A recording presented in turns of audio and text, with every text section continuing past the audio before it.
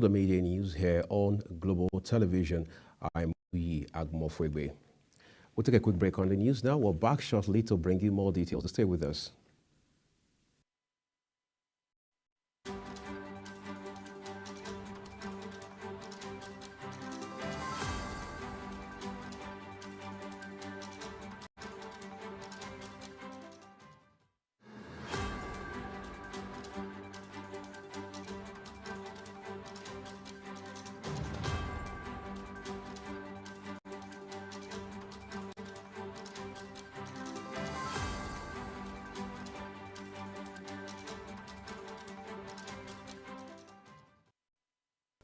A very warm welcome. Now let's bring you details of the news.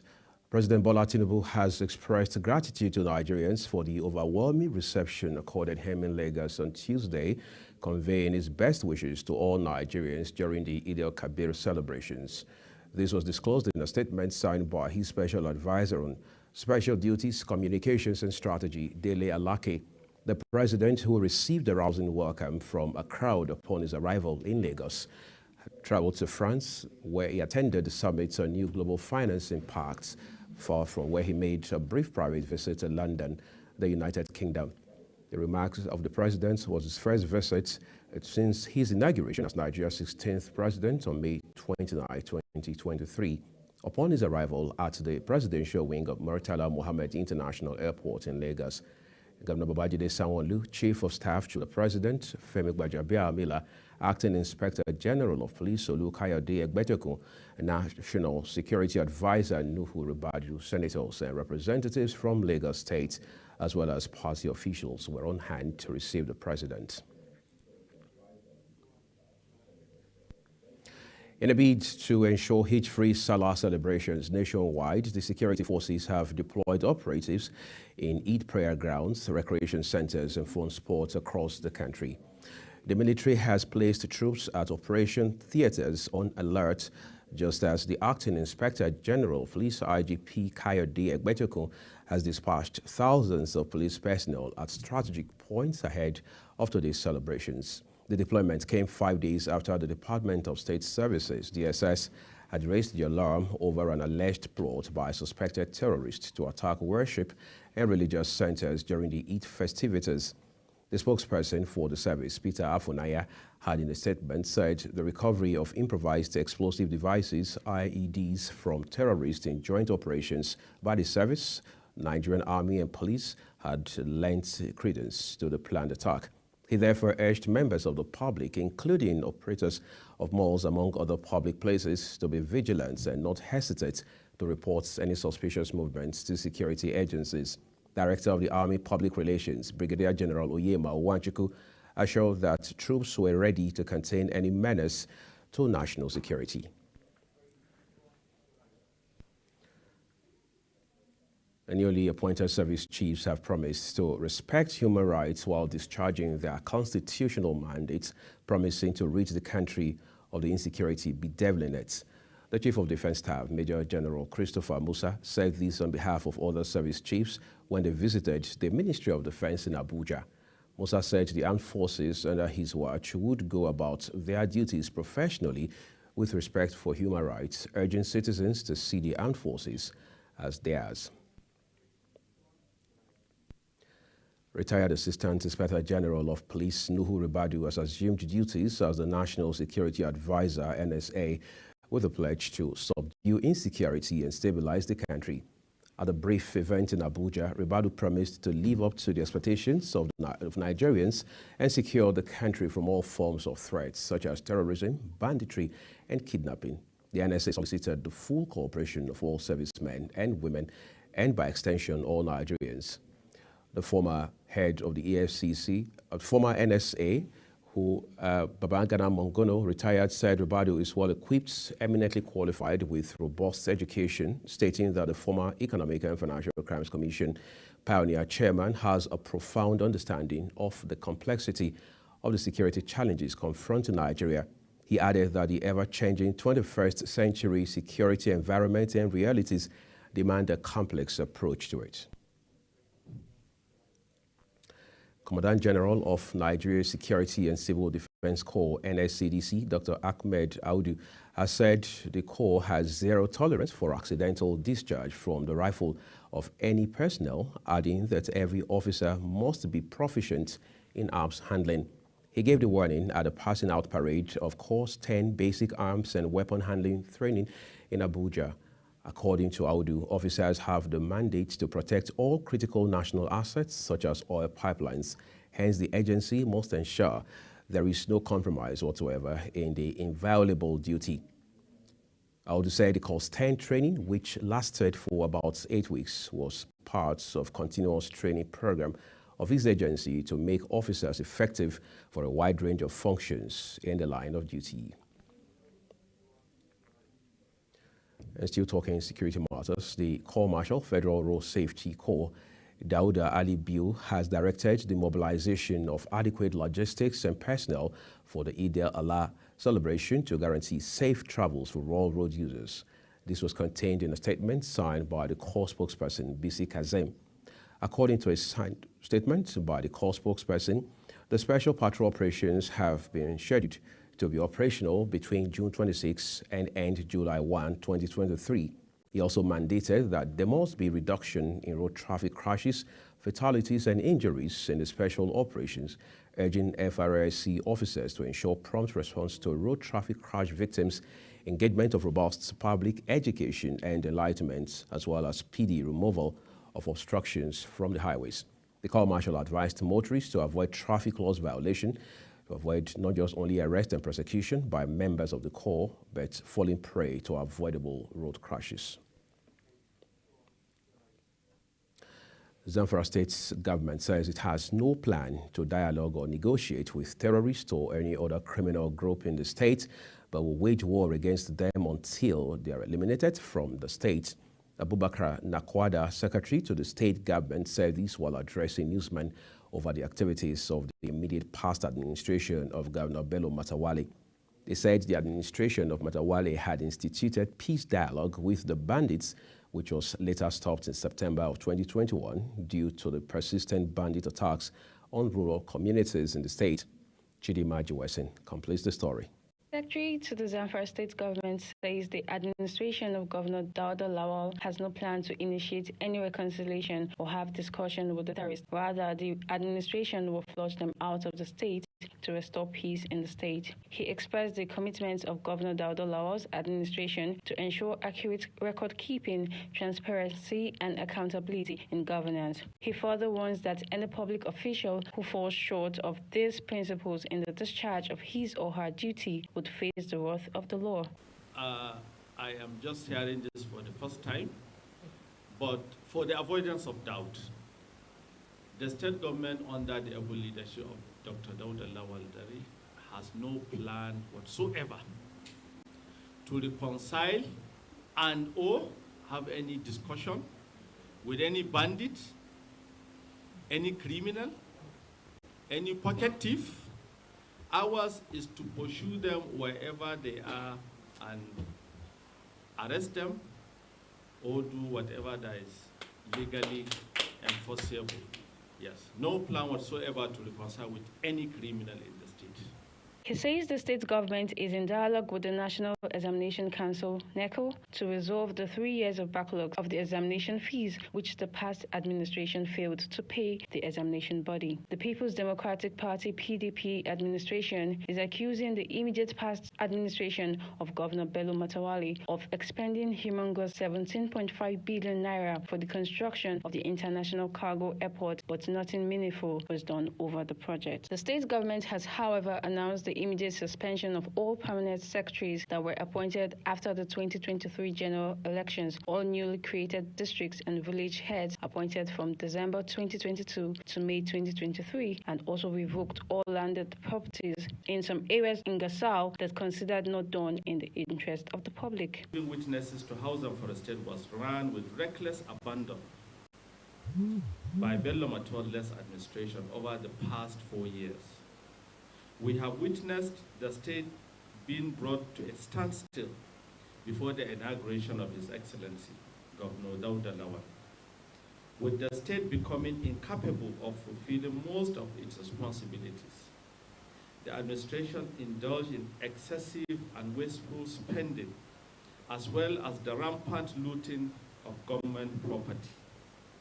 It is truly disheartening that while our peers have made significant progress in their respective states, we are still grappling with myriad of issues caused by insatiable greed and the lack of patriotism exhibited by the immediate past administration. Secretary to the Zamfara State Government, Abubakar Nakwada, also assures workers and pensioners that the state government, under the leadership of Governor Dauda Lawal, plan to pay June salary and pension allowances this Tuesday to enhance their welfare and quality of life. Chidima Jarasin reporting for Global TV. Federal High Court Abuja has dismissed a suit filed by Premier Academy Lugbe seeking to stop the Federal Competition and Consumer Protection Commission (FCCPC) from investigating the alleged rape and death of his 14-year-old student. The student, Karen Hapoch Apaga, who was a boarding student of the private school, died on June 22, 2021. Delivering judgment in the suit, Justice Evelyn Maha dismissed it on the grounds that the suit was frivolous and lacking in merit. Tessie Otung has details.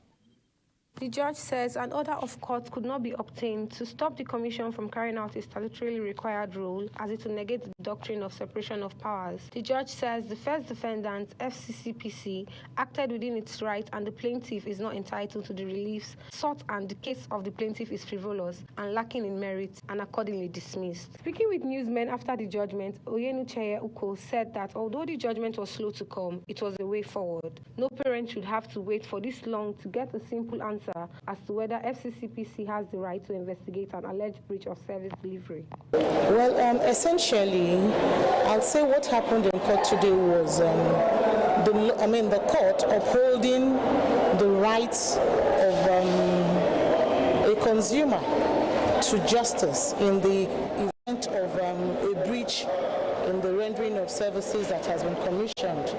And I make this point because while the crux of this matter is the death of a child who was in the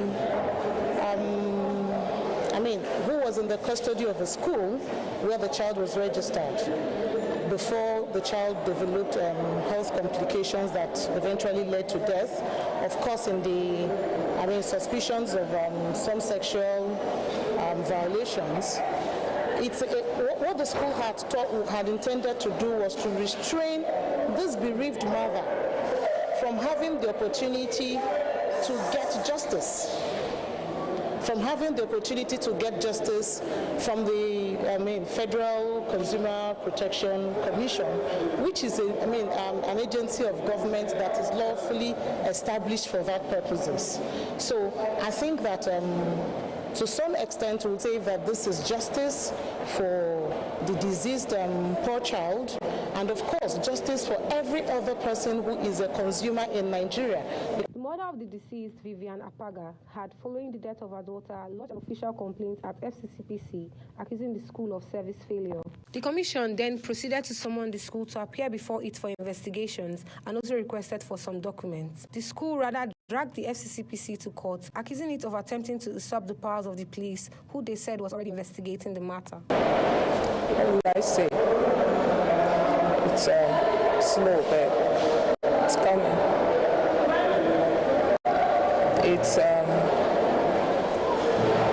I just pray that it continues in this way.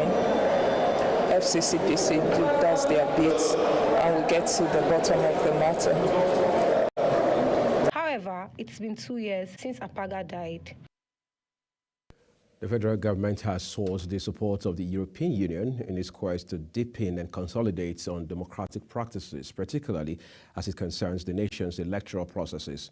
The Secretary to the Government of the Federation, George Akume, made the appeal while receiving in audience the delegation from the European Union Election Observation Mission led by its Chief Observer, Barry Andrews, in his office. A statement by the Director of Information, OSGF, Willie Bassi, quoted the SGF as saying that Nigeria had and enjoyed considerable improvement in its electoral processes over the years while appealing to the EU for support to consolidate on the gains so far made. Akume thanked the European Union Observation Mission for participating in the 2023 general elections across the country and emphasized the importance of the use of Biomodal Voter Accreditation System, BVAS, in the electoral process, which was a game changer during the elections. Speaking earlier, the chief observer of the European Union Election Observation Mission, Andrews, said the EU report contains 6 priority commendations. It disclosed that the EU EOM would have a follow-up mission to Nigeria after 2 years to engage with Nigeria's authorities on the status of the implementation of its recommendations. You're watching the media news here on Global Television, coming to you live on Star Times Channel 276 from Nigeria's capital, Abuja. Do well to follow us across our social media platforms using the handle on your screen at Global TV NG. When the media news returns, the federal government restates commitment to strengthen relations with the Republic of Korea, especially in promoting trade. We'll be back with these and more stories after this break. Please don't go away.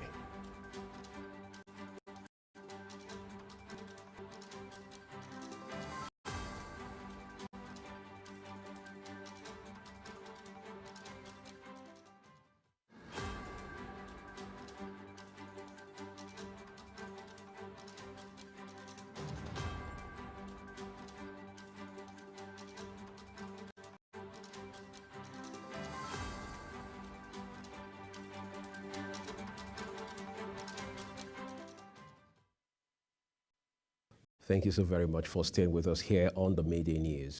Cost of living in Nigeria has seen a sharp increase in recent weeks, occasioned by the removal of fuel subsidy. In a special report, Global TV's Sandra Akbar takes a look at the policy, its impacts, and government's efforts at mitigating its inherent hardship on citizens. Over the past few weeks, a significant surge has trailed fuel prices across the country over removal of fuel subsidy by the government. Subsidy. Unfortunate. The budget that I've glimpsed before I assumed office and what I've heard is that no provision is there for fuel subsidy. The rise in fuel prices has made it difficult for transportation and logistic companies to operate. The cost of transporting food items from farms to markets has increased, and these additional expenses are being passed on to consumers. I think this is exactly what the panic is, and this is not just the queue, because it's going to affect a lot of our lives, like the foods and everything. Everybody is going to depend on this fuel hike because it's going to affect every part of our living. The subsidy affected us by transportation now. We cannot buy the product as we used to be. If you buy the product now, you cannot see motor to transfer your goods to where you sell it. And now it is increased. Because they don't add money since. But the major one now, the fuel. Now money to buy canvas, now they look for. I want to the trek well. Because from Maraba to town, going and coming, over 1,000 plus. Even motor no to the road again. The Federal Capital Territory, Abuja, is not left out, as transport fares and prices of essential goods and services has shot up significantly as Nigerians struggle with the after effects of the government's decision on fuel subsidy removal. It affects our business a lot because now, let me tell you, where I used to come to this market, from where I come, before it's 200 naira. Now I'm paying 500 to come here. Going 500, that is 1,000 naira. I sell this fish before fuel costs. This one I sell 2,000, this one 5,000, this one 3,000. But now I'm fuel export. I sell this one 2,500, this one 6,000, this one 35.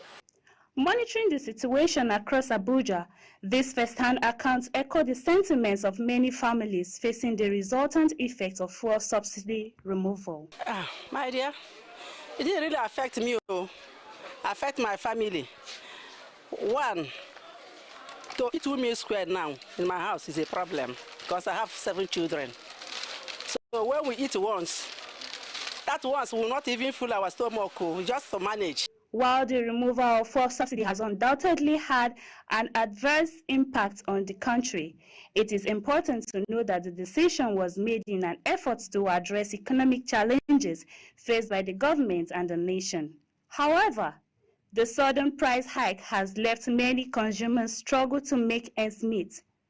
The government is exploring measures to mitigate the impact, as Nigerians are optimistic that things will get better over time. I know say now new government we get, we don't change the government, and then we never know the results. But the government then promise us say everything will come down. That is why we are waiting. Sandra Akpa for Global Television News.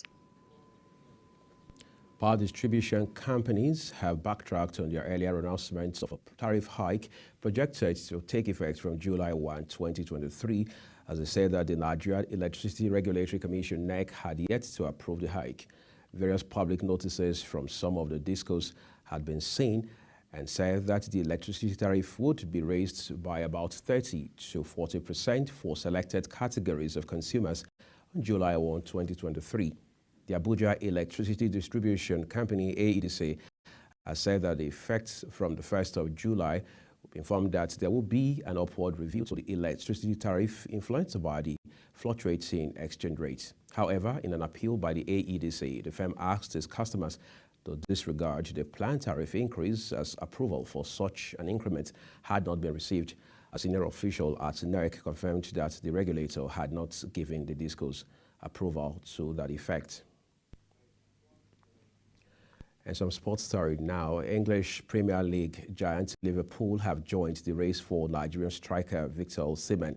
The 24-year-old is one of the most coveted players in the world football after scoring 31 goals in 39 games to help Napoli to the Serie A title for the first time in over 3 decades, as well as finishing as league top scorer. Manchester United, Paris Saint-Germain and Chelsea are also reportedly interested in the Nigerian. According to Gazzetta dello Sport, the Reds are now prepared to battle these teams to sign the striker, with offers expected in the coming days amid a potential bidding war. However, Napoli chairman Aurelio De Laurentiis' valuation of Osimhen of more than £150 million could prove prohibitive. The Nigeria international joined Napoli from Lille in summer of 2020 for €17 million and has scored 59 goals in 101 appearances in all competitions since then. And that's it on the media news here on Global Television. Don't forget to have Star Times channel 276, and you can follow us across our social media platforms at Global TV NG.